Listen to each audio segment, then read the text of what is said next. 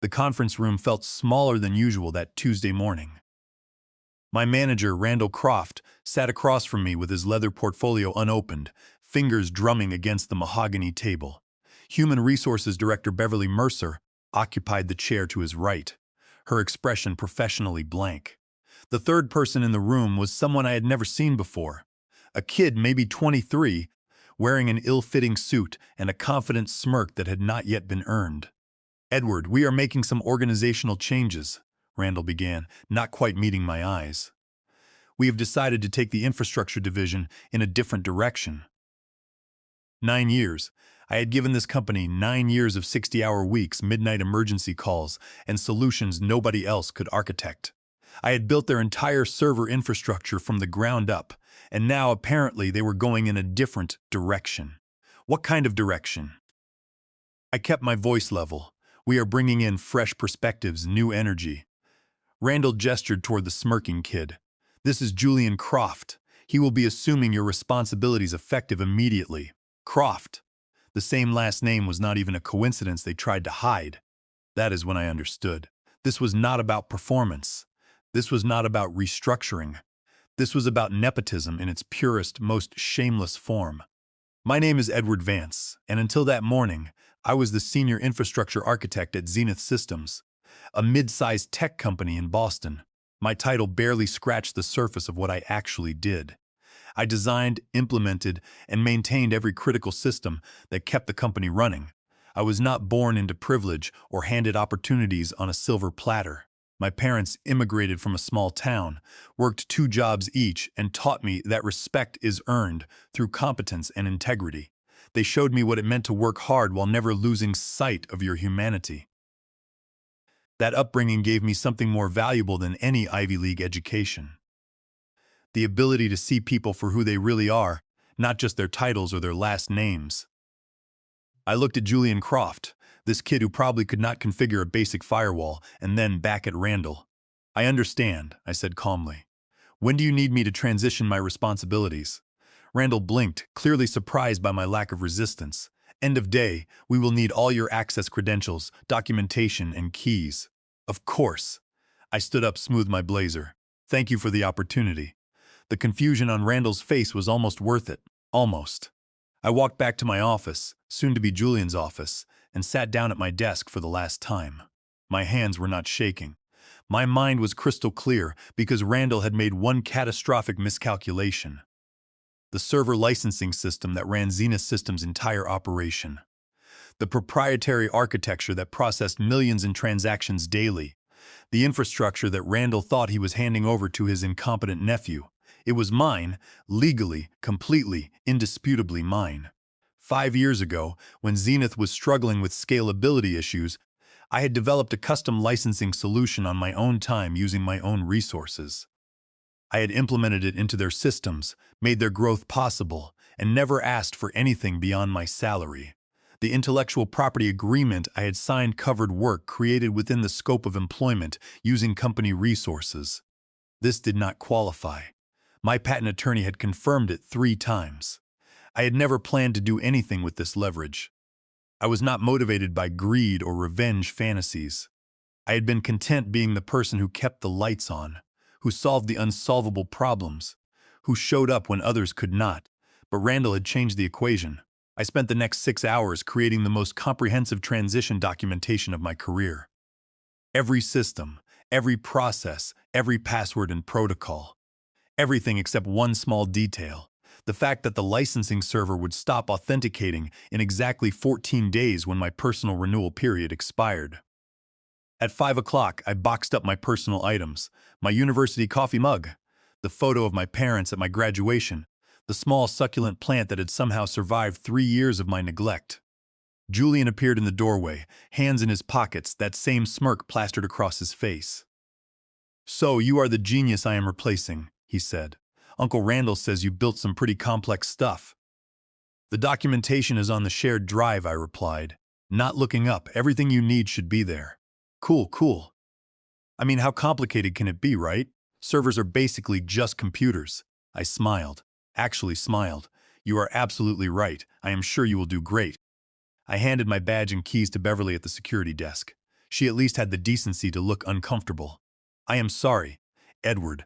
For what it is worth, I argued against this. I appreciate that, Beverly. Really. I walked out of Zenith Systems for the last time at 5:47 in the evening on a Tuesday.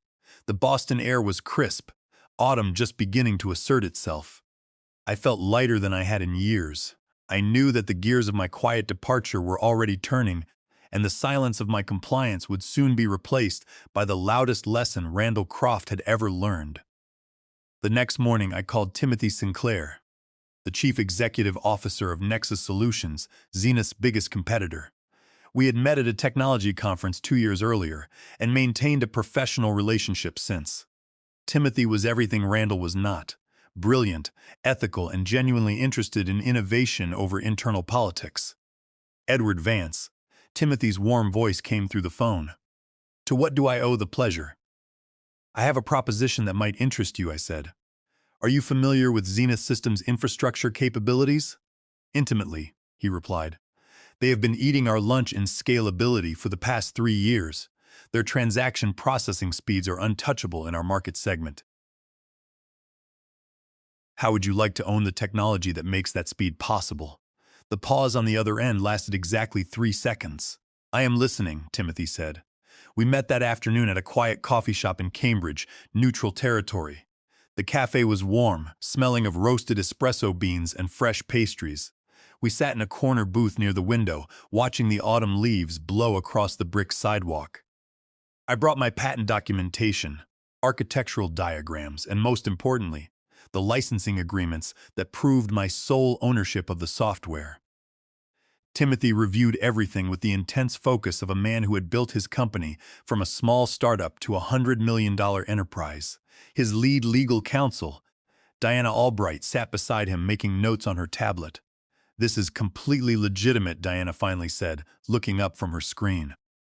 The intellectual property is clearly yours, Edward. Zenith has been operating under what amounts to an informal licensing agreement that you granted them. Which expires in 13 days, I added. Timothy leaned back in his chair, folding his hands. What happens when it expires? Their entire server infrastructure stops authenticating, I explained. Transaction processing halts. Customer portals go dark. Essentially, the company stops functioning until they either renew the license or rebuild their entire database and server system from scratch. How long would a rebuild take with their current technical talent?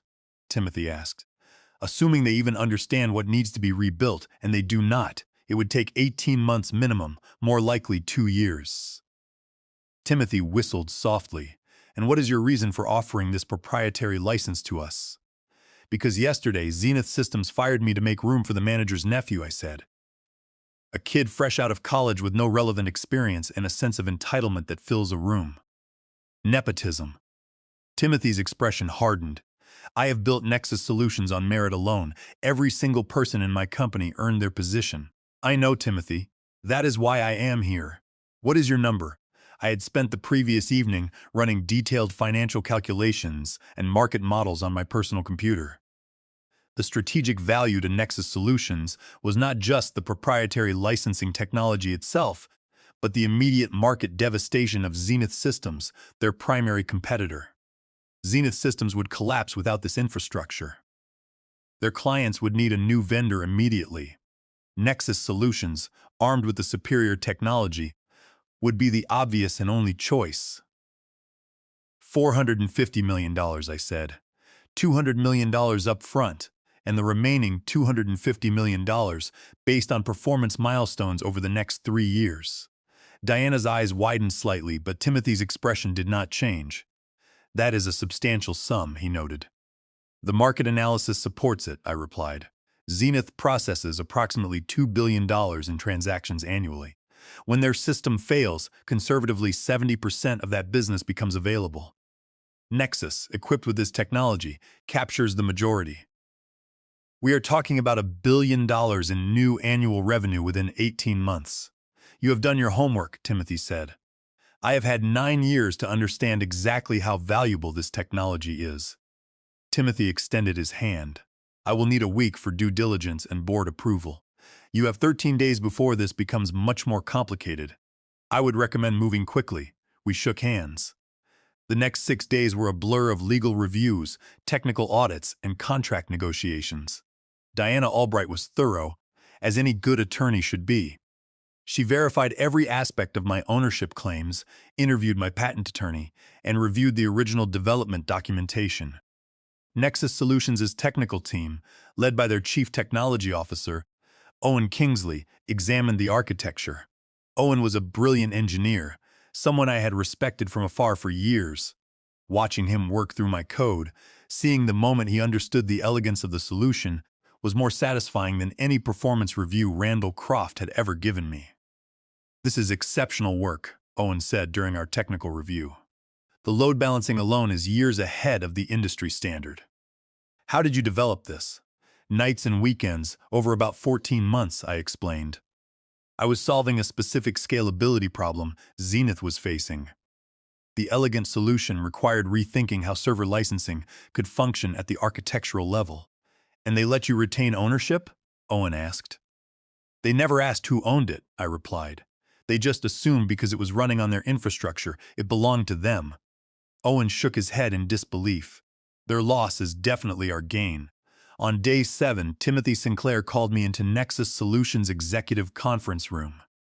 The entire board of directors sat around an impressive glass table. The view overlooked Boston Harbor, autumn sunlight dancing off the water. Edward Vance, board chair Beatrice Voss began, "We have completed our due diligence. The technical assessment confirms your technology is everything you represented. The legal review confirms your ownership is uncontested. Under Title 17 of the United States Code, Section 201, subsection D, you had the absolute right to transfer this software. The financial modeling supports your valuation." I waited. This was either very good or surprisingly bad. "We would like to make one modification to your proposal," Beatrice continued. My stomach tightened slightly. "In addition to the $450 million acquisition price, we would like to offer you the position of Chief Technology Officer at Nexus Solutions. A base salary of $350,000, plus a substantial equity package and performance bonuses. You would report directly to Timothy and have full authority over our technology direction." I had not expected this. I had planned for the sale, for the financial security, for the satisfaction of watching Zenith face consequences for their short-sighted nepotism. I had not planned for a new beginning of this scale. "I accept," I said, looking around the room. The contracts were signed that afternoon. The first $200 million was transferred into an escrow account, pending final delivery. My first day at Nexus Solutions was scheduled for the following Monday, which gave me 3 days to watch Zenith Systems implode. I did not have to wait long. On day 12, a Friday, I was settling into my temporary office at Nexus when my old work phone, which I had kept active temporarily, rang. It was Julian Croft. I let it go to voicemail. "Hey Edward, it is Julian." His voice came through the speaker. "So, we are getting some weird error messages on the server system. Something about license authentication. The documentation you left does not mention anything about this. Could you give me a call back? Thanks." His voice had lost that confident smirk. I did not call back. On day 13, a Saturday, my phone rang 6 times. Julian called twice, Randall called 3 times, and once from a number I did not recognize but assumed was someone else from Zenith's increasingly panicked infrastructure team.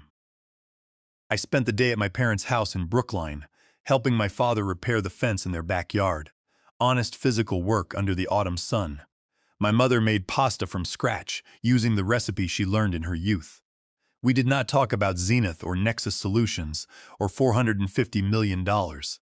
We talked about my cousin's new baby, about the community garden my parents volunteered at, and about whether the Red Sox had any hope next season. This was what Randall Croft had never understood. Success without integrity is just numbers on a screen. My parents had taught me that wealth means nothing if you lose yourself acquiring it, but wealth acquired by standing up for your worth while watching the consequences of someone else's unethical behavior that felt like justice.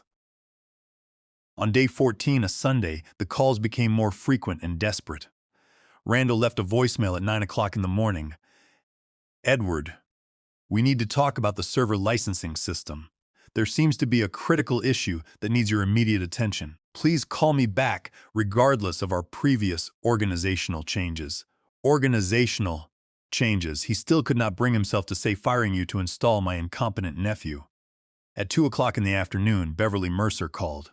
Edward, I know this is incredibly inappropriate to ask, but we are facing a potential complete system failure tomorrow. Randall is begging, really, for any assistance you might provide. Please, I almost felt bad for Beverly. Almost. At 6 o'clock in the evening, my phone rang from a number with a New York area code. I answered it. Mr. Vance, this is Hardy Hammond. I am the chairman of the board at Zenith Systems. I understand there may be some miscommunication regarding the server licensing that you developed during your tenure with us, eh? Miscommunication. These people were masters of corporate euphemism. There is no miscommunication, Mr. Hammond, I replied. I developed proprietary technology on my own time using my own resources. I allowed Zenith to use it as a courtesy. That courtesy has expired. I see, Mr. Hammond said, his voice tightening. What would it take to renew this courtesy?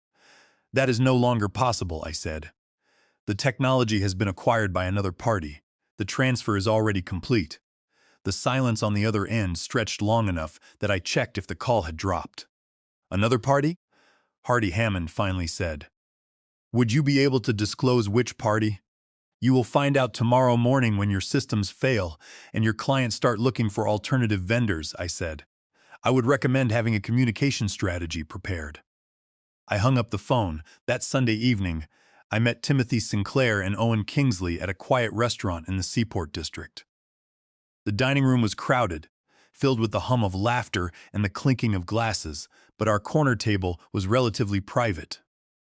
Outside, the cold autumn wind whipped off the black water of Boston Harbor, rattling the heavy glass panes.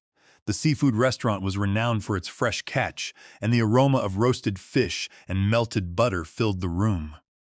We sat at a corner booth where the lighting was dim and the chatter of other diners formed a steady white noise. Owen was sketching diagrams on a cocktail napkin, explaining how their current load balancers would interface with my software.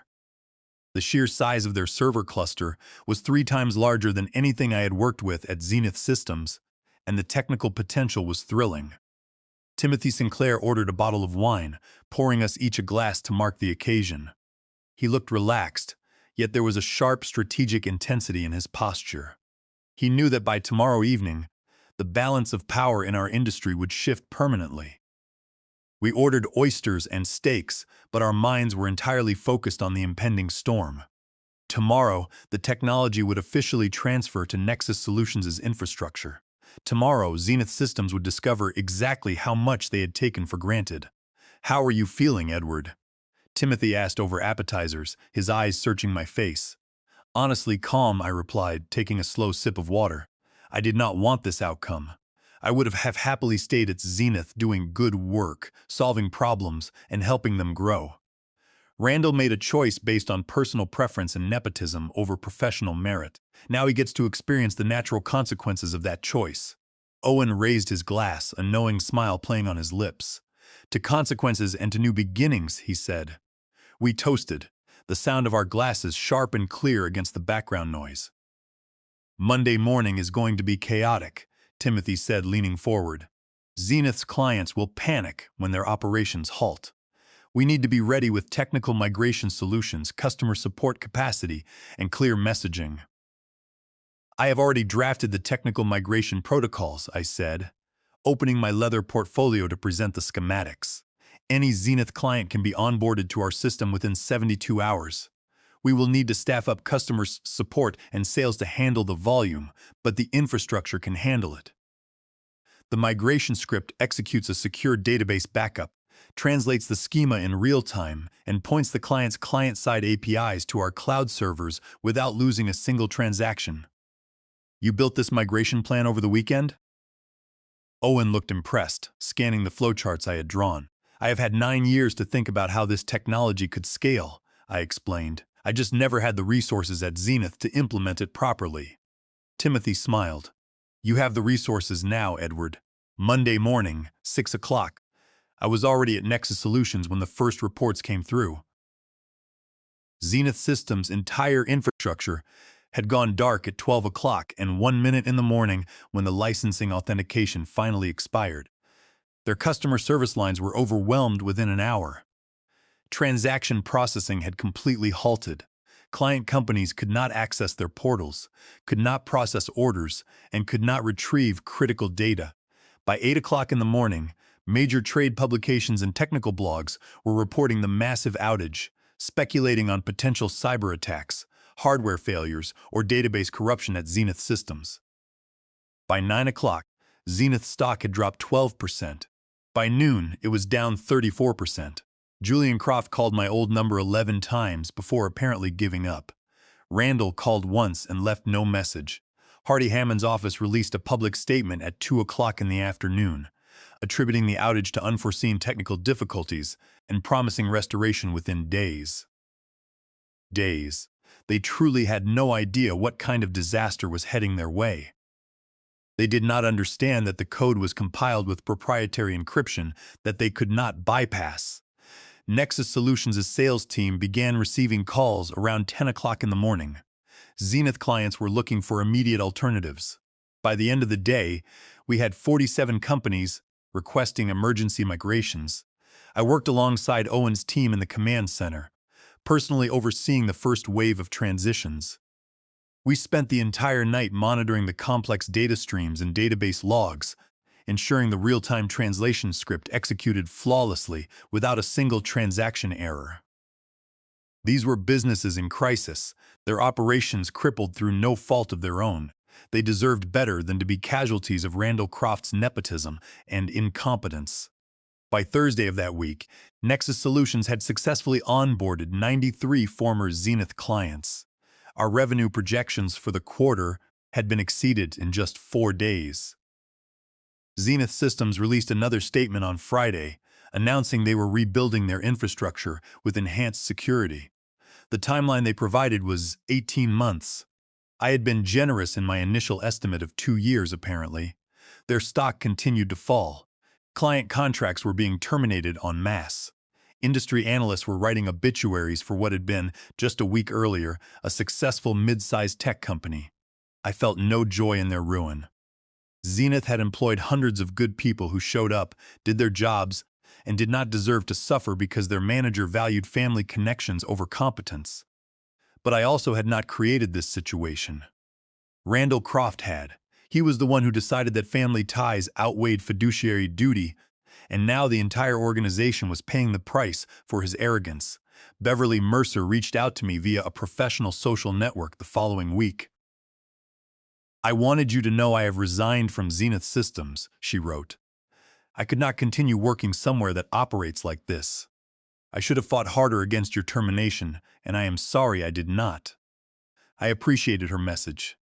"You did what you could within an impossible situation, Beverly," I replied. "I hope your next position is with people who deserve your professionalism." "Actually, I was hoping Nexus Solutions might be hiring for human resources leadership," she said. I connected her with Timothy Sinclair. She started working with us 2 weeks later, bringing her talent to an organization that valued it. Julian Croft disappeared from Zenith's website and directory within a month. No announcement was made, no explanation given. He was just quietly erased, as though his brief tenure had never happened. Randall lasted slightly longer. The board of directors forced him out in early December, replacing him with an interim chief executive tasked with damage control. Under state law, the board also initiated a lawsuit against Randall Croft for breach of fiduciary duty, citing his decision to terminate a key architect and destroy the company's server infrastructure to hire an unqualified relative. Zenith Systems never recovered. They filed for Chapter 11 bankruptcy protection in March, 7 months after firing me. Their remaining assets were liquidated, and their clients were fully absorbed by competitors, primarily Nexus Solutions. The full $450 million payment cleared in June, all performance milestones having been exceeded ahead of schedule. 1 year after that conference room meeting, where Randall Croft handed my job to his nephew, I sat in my office at Nexus Solutions. The view overlooked the same Boston Harbor I had seen from the boardroom.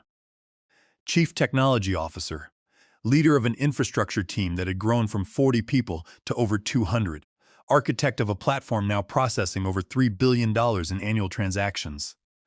My phone rang, displaying an unknown number. I answered it. "Edward Vance," I said. "Mr. Vance, my name is Professor Clara Henderson," the voice said. "I teach business ethics at Boston University. I was hoping you might be willing to speak to my graduate students about your experience." Word had gotten out, as it inevitably does in the tech industry. I had become an unintentional case study in intellectual property rights and the consequences of corporate nepotism. "What specifically would you want me to discuss?" I asked. "The ethical considerations around intellectual property developed during employment," she said. "The responsibilities of professionals when facing organizational misconduct." "I am not sure I am the right person for this," I said. "I did not set out to teach lessons. I simply protected what was legally mine." "That is exactly why you are the right person," Professor Henderson replied. "You did not act out of cheap revenge. You acted from legal and professional principle. There is a difference." I agreed to speak to her class. The lecture hall was more intimidating than any boardroom I had faced. 70 graduate students were watching, trying to figure out if I was a hero or a villain. "I am not here to tell you I was right or wrong," I began. I walked them through the timeline, developing the technology on my own time, implementing it as a courtesy, the firing, the sales, the collapse. A student raised her hand. "Did you feel guilty about the people who lost their jobs?" "Every single day," I answered honestly. "But I did not fire those people. The leadership that chose nepotism over competence did." Respect is a two-way street. When you treat people as disposable, do not be surprised when they stop prioritizing your needs. Driving home that evening, I called my parents. They were at the community garden. "How is the new job treating you?" my father asked. "It is good, Papa, really good, and you are treating people right, not letting success change who you are." "I am trying, Papa. That is all anyone can do," my father said. Try. That conversation reminded me why I had made the choices I made. Not for revenge or money, but because there had to be consequences when people in power treated others as disposable. My parents had not raised me to accept injustice quietly. They had raised me to stand up for my worthwhile, never losing sight of my humanity. Randall Croft had made his choice. I had made mine. Today, I sit in my office, preparing for a board meeting where we will discuss expansion. The company employs over 800 people now, every one of them hired based on what they bring, not who they know. My phone rings. It is my father. "Edward, your mother and I are going to the community center later to teach a class. Want to join us?" "I would love that, Papa. What time?" 6 o'clock, and bring that humility your mother is always worried you might lose." I laugh. "I will pack extra, just in case. This is what matters, not the stock prices or the press coverage, but staying connected to the values that shaped me." The server license I sold for $450 million was not just technology. It was proof that competence matters, and that treating people with dignity and respect is not just moral, it is smart business. The keys I handed over that day opened doors I had never imagined. And for that, in a strange way, I am genuinely grateful.